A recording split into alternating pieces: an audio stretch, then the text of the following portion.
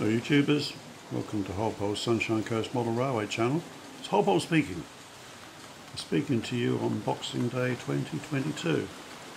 I've called this short video and my layout is finished. And I expect you're wondering, well, is he going to dismantle it? Is it finished? Or does he mean it's completed? Surely a model railway is never completed. Well, in my case it is. No, it's not going to be dismantled. I'm going to keep going with it for as long as I can while my health holds out. Talking about my health, that is the main problem why it is finished. First of all, there is no room to put anything else anyway. I'm quite happy with the running setup as it is, with all the numerous trains that I can run, up to 5 at a time, and numerous sidings there I can run stuff in and out and completely control it. So it is finished at my age, and I've been suffering very bad sciatica all year since about February, and it culminated me in having surgery, what's called a laminectomy, on my back on October the 11th.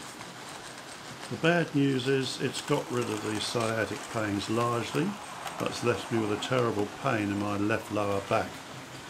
So it's very difficult for me to do anything below knee height. I can't crawl under the table anymore, I can't do repairs to wiring, etc. So, you know, if any points or that stop, well, they just have to be changed by hand. So that's the story of why I've called this video my layout is finished, question mark, explanation mark. So what have we got running today? Well, all sorts of different things. We've got, as it's Christmas here, my railway doesn't close down. It keeps going. There's no strikes. And here comes a Britannia. I've been pressed into service with a special with 4 old London Midland Scottish coaches. But guess what? The people are more comfortable in those back then than they are today, with those horrible deck chair type seats with a metal back and about ½ an inch of foam on them. So there you go. I jest, but you know what I'm talking about. So what else have I got to say? That's about it really. The layout will keep going. I doubt whether I'll be making many videos.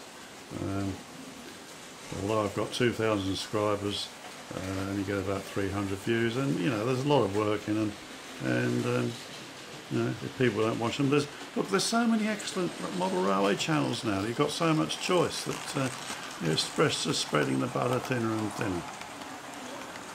So there's the X-Great Western ROD 280 going past there with some SO tankers. And over, I don't know whether you can see that over there, yes, and here comes a Roco French 210, which, you know, that's not authentic, is it? Oh, never mind. You know, it's my railway and I run what I like, and that's the whole joy of it. I feel like running something like that. I've got a secret confession to make, and is that I got the Roco Advanced Passenger Train. And I might give that a run out one time and do a short video on it. Yeah, it was on a bargain price on eBay. I think I paid $600 for it.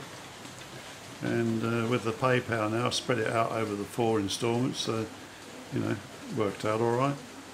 But it's got such a wide swing on it, I have to be careful what line I run it on, because it came to grief on a platform end and made a rather nasty mark on it, but anyway, I managed to get most of it off. Alright then folks, well that's about it. I hope you have a happy 2023. We're all hoping and praying for something better to come along. Somebody to rescue the world, hopefully. No idea who, but you never know what's round the corner. Here comes the Britannia again, that's the Hornby one.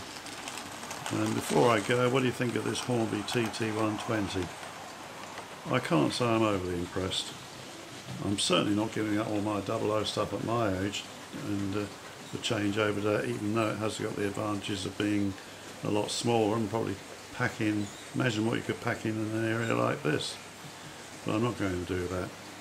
I was just gobsmacked to find somebody reviewed the Flying Scotsman pack, and the loco, it's got those horrible wide flanges on it. I couldn't believe it. The tender flanges and the driving wheels, just like they had back in the 1970s.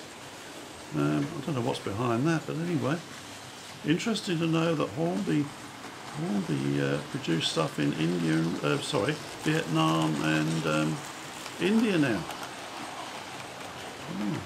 And they spent, according to their annual accounts, they spent £3 million on tooling in the last financial year. So I wonder if it would have been a golden opportunity for them to actually bring back some production of it to England. Perhaps they could get some of those lovely chaps that come across in dinghies to work in the factories to earn their keep making it. That's an idea. Right, controversial, as the McMaster would say. Anyway, that's all for this video. Let's just have a quick glimpse in a minute of the. I've got an M7 in LSWR livery with 4 of those lovely Genesis coaches from Hatton. So hold on a minute. Well, here she comes, folks. Here's the Hornby M7 in those lovely LSWR livery there, with no less than 4 of those lovely Genesis coaches from Hatton's. They're beautiful, aren't they?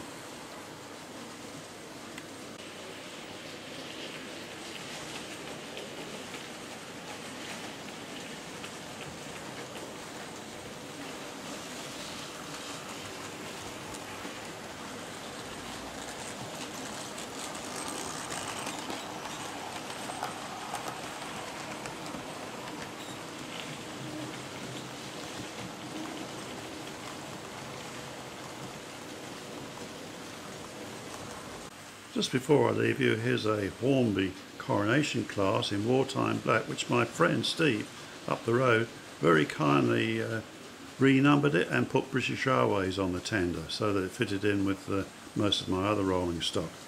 I think it looks rather good. I rather like the wartime black actually, but of course it would have been absolutely filthy in real life during the war years, as there was no maintenance, not much, certainly not for cleaning purposes anyway. Alright, that's my lot for today.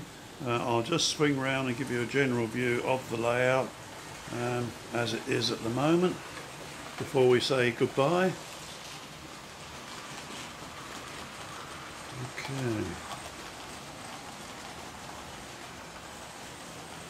I'm hoping my back will recover somewhat during the forthcoming 12 months.